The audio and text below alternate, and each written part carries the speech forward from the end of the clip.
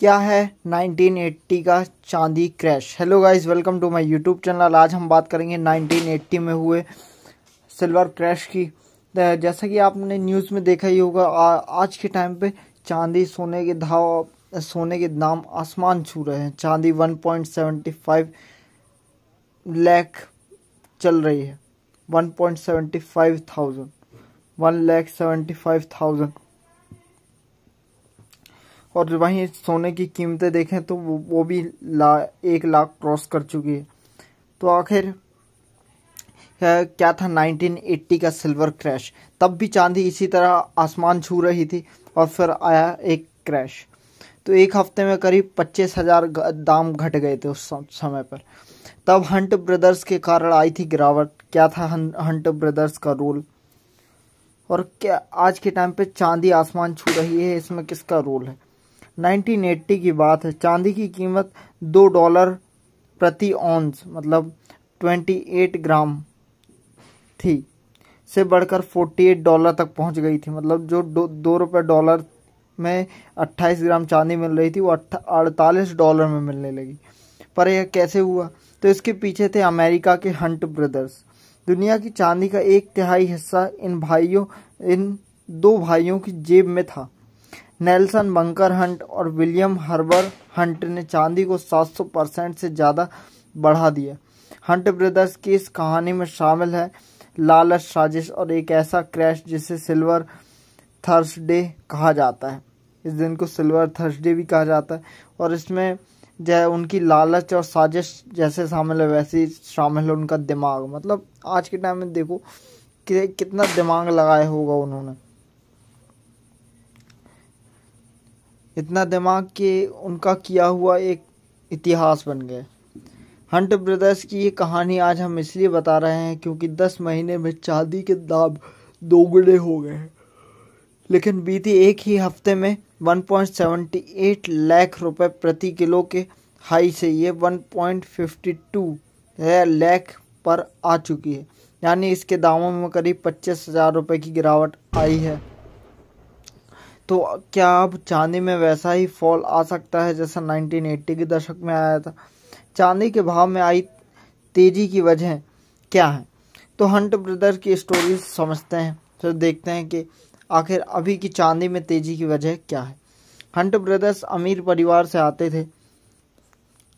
उनके पिता हरोल्डसन लेफायेट हंट गरीब परिवार में पैदा हुए थे, लेकिन 22 साल की उम्र में बिजनेसमैन बन गए थे और एक सक्सेसफुल बिजनेसमैन। वह कॉटन की खरीद बेच करते थे।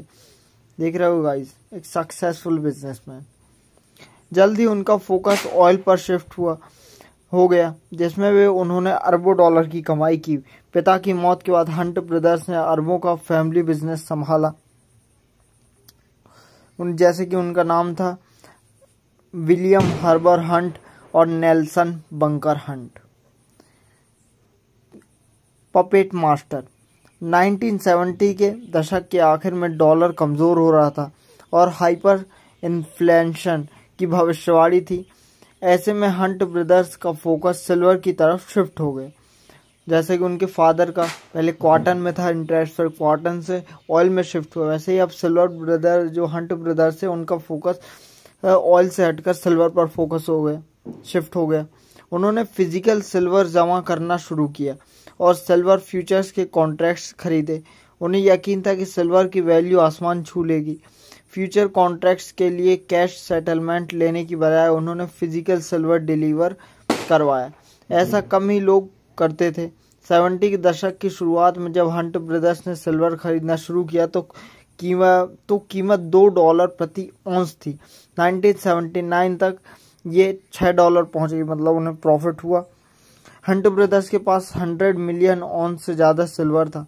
हंट ब्रदर्स ने सिल्वर के पपेट मास्टर बन चुके थे, यानी वो अपने हिसाब से कीमतों को बढ़ा रहे थे। इससे सिल्वर मार्केट में सप्लाई की दिक्कतें बढ़ने लगी।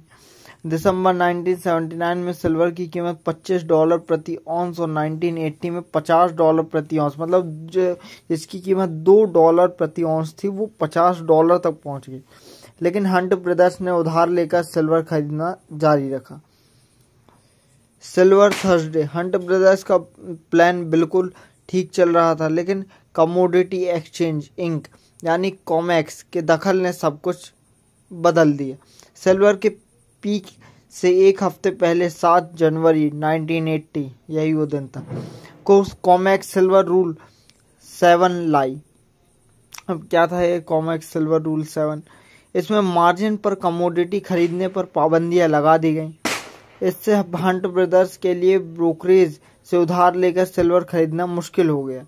इससे हंट ब्रदर्स की ताकत कमजोर पड़ने लगी। अब आती है वो तारीख जिसे सिल्वर थर्सडे कहा जाता है। दैट डे 27 मार्च 1980 को Hunt brothers margin call miss कर गए, और यानी जो पैसा उन्हें देना था वो नहीं दे पाए।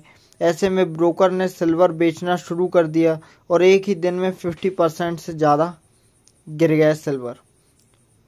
मार्जिन, तो जब आप ब्रोकर से उधार लेकर कुछ खरीदते हैं तो कुछ पैसे पहले ही जमा करने पड़ते हैं, और वही चीज़ उस दिन हंट ब्रदर्स नहीं कर पाए क्योंकि उनके पास पैसे नहीं थे। मान लीजिए आप 100 का सामान खरीदना चाहते हैं, लेकिन आपके पास सिर्फ 20 रुपये हैं, तो ब्रोकर आपकी 80 रुपये उधार ही देता है। यहाँ 20 रुपये मार्जिन है कि आपने 20 रुपये दिए, लेकिन आपने 20 रुपये भी नहीं दिए तो वो ब्रोकर वो 100 रुपये का सामान कहीं और बेच देगा। मार्जिन कॉल, तो अगर अब बाजार में चीज़ों की कीमतें गिरने लगे तो निवेश की वैल्यू कम हो जाती है। ब्रोकर को डर लगता है कि अगर और नुकसान हुआ तो उधार का पैसा डूब सकता है, इसलिए वे आपको तुरंत और पैसे जमा करने के लिए कहते हैं। इसे मार्जिन कॉल कहते हैं। जैसे कि उन्होंने कहा, हंट ब्रदर्स को कहा होगा, लेकिन उनके पास पैसे नहीं थे। अगर मार्जिन कॉल मिस हो जाए, अगर आप पैसे नहीं जमा कर पाते, तो ब्रोकर आपकी सारी होल्डिंग्स जबरदस्ती बेच देता, जैसा कि हंट ब्रदर्स के साथ हुआ। हंट ब्रदर्स के साथ भी ऐसा ही हुआ था। जब चांदी की कीमतें गिरने लगी तो ब्रोकर ने उनसे पैसे मांगे, लेकिन वो और पैसे नहीं दे पाए, तो उन्होंने उनकी सारी होल्डिंग्स बेच दी। क्रिमिनल इन्वेस्टिगेशन शुरू होती है इसके पश्चात। इस क्रैश के बाद हंट ब्रदर्स के खिलाफ क्रिमिनल इन्वेस्टिगेशन शुरू हुआ। 1986 में उन्होंने अपनी कंपनी के दिवालिया होने की घोषणा कर दी। 1988 में पर्सनल बैंकरप्सी भी घोषित की गई। 1988 में न्यूयॉर्क की जूरी ने हंट ब्रदर्स को ऑर्डर दिया था कि वे पेरू सरकार की मिनरल मार्केटिंग कंपनी को $130 मिलियन पेमेंट करें, क्योंकि क्रैश से उस कंपनी को नुकसान हुआ था। कमोडिटी फ्यूचर्स ट्रेडिंग कमीशन ने दोनों भाइयों पर $10 मिलियन का फाइन भी लगाया, और ऐसे उनकी दिक्कतें बढ़ती ही जा रही थी। सिल्वर रिजर्व्स को मैनिपुलेट करने के लिए ट्रेडिंग करने से हमेशा के लिए बैन कर दिया गया। ये होता है डाउनफॉल। आप सोचते होंगे या हम सोचते हैं कि हमारी ज़िंदगी में ये बुरा चल रहा, वो बुरा चल रहा, लेकिन एक्चुअल डाउनफॉल देखा जाए तो ये मतलब करोड़ों के मालिक से होकर एक ज़मीन तक पहुंचने का सफ़र, ये होता है डाउनफॉल। सिल्वर रिजर्व्स के लिए उनको हमेशा के लिए ट्रेडिंग में बैन कर दिया गया। फ्यूचर, तो इतिहास में सिल्वर में 2 बार बड़ी गिरावट दर्ज की गई है, 1980 में और 2011 में। गाइस, एक चीज़ देखने वाली, जब भी कोई चीज़ डाउनफॉल में होती है, सबसे बढ़िया मौका होता है उसी टाइम में इन्वेस्ट करना। 2011 में चांदी 31 साल बाद $50 प्रति औंस के करीब पहुंच गई थी, लेकिन उसके बाद ये तेजी से गिरने लगी और $26 प्रति औंस तक लुढ़क गई। ये गिरावट स्पेकुलेशन, रेगुलेटरी एक्शन और ग्लोबल फियर्स के कारण आई थी। अब 10 साल से ज़्यादा समय के बाद चांदी का भाव फिर से $50 प्रति औंस हो चुका है, और अनुमान लगाया जा रहा है कि फिर से ऐसा ही कुछ होने को है, और यही मौका है गाइस इसमें इन्वेस्ट करने का। अगर चांदी गिरती है तो रुपए प्रति किलो में ये 1.55 लाख के करीब होती है। ऐसे में कई लोगों ने मन में सवाल किया, क्या आज के समय में सिल्वर में इसी तरह की गिरावट आ सकती है? जानकार कहते हैं कि सिल्वर प्राइसेस में बड़े उतार चढ़ाव आज के समय में भी देखने को मिलते हैं, लेकिन सिल्वर थर्सडे के बाद लगाए गए सेफ गार्ड्स के कारण इतने बड़े स्केल पर मार्केट मैनिपुलेशन आसान नहीं है, लेकिन मुश्किल भी नहीं है। आसान नहीं है, लेकिन उतना मुश्किल भी नहीं। क्योंकि कुछ भी इम्पॉसिबल नहीं है, बिकॉज नथिंग इज इम्पॉसिबल। उस समय बाजार में काफ़ी कम रेगुलेशंस थे, because nothing is impossible. Mission dead न रॉक, आपने ईथन हंट की मूवी तो देखी होगी। सिल्वर की वैल्यू को ड्राइव करने वाले फंडामेंटल्स भी हंट के ज़माने से काफ़ी बदल चुके हैं। इंडस्ट्रियल डिमांड ट्रेडिशनल फोटोग्राफी से आगे बढ़कर क्रूशियल मॉडर्न टेक्नोलॉजी में फैल गई है। मतलब देखिएगा, जैसे कि एंसेंट टाइम था, तो उस टाइम पे जो इक्विपमेंट्स होते थे वो दूसरे तरह के थे। आज के टाइम पे जो इक्विपमेंट्स होते हैं वो हाई टेक्नोलॉजी से बेस्ड होते हैं। तो जो लोग इन टेक्नोलॉजी से जुड़े हुए हैं वही नियमों को तोड़ते हैं। मतलब जो नियम बनाते हैं या जो नियमों को जानते हैं वही नियम को तोड़ते हैं। सोलर पैनल्स में फोटोवोल्टेइक सेल्स के लिए सिल्वर का भारी मात्रा में इस्तेमाल होता है। 10 महीने में चांदी में 1 लाख का निवेश 2 लाख हुआ। तो सिल्वर में अगर आपने 10 महीने पहले इन्वेस्ट किया था 1 लाख रुपए, तो आज आपके 2 लाख रुपए हो चुके। गोल्ड में इन्वेस्ट किया तो 1.63 लाख रुपीज़ हो चुके हैं, मतलब 63,000 का प्रॉफिट। वहीं आपने निफ्टी में इन्वेस्ट किया 1 लाख, तो आपको 6,500 मतलब 6,500 का प्रॉफिट। एफडी में इन्वेस्ट किया तो 5,900 का प्रॉफिट।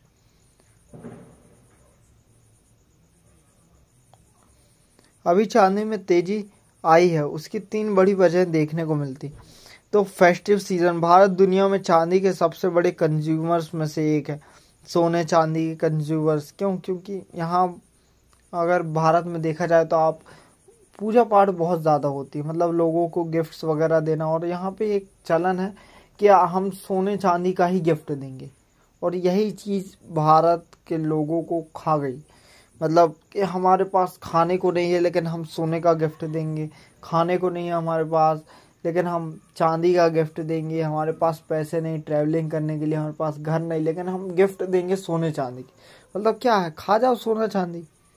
मतलब अलग ही मेंटेलिटी। लोग फिजिकल ध्यान नहीं देते, लोग अपनी हेल्थ पर ध्यान नहीं देते, लोग अपने जीवन पर ध्यान नहीं देते, लाइफ स्टाइल पर ध्यान नहीं देते। लोग ध्यान देते हैं तो सोना चांदी पर, पैसे जोड़ना, सोना चांदी खरीदना। मतलब अलग ही मेंटालिटी लोगों की।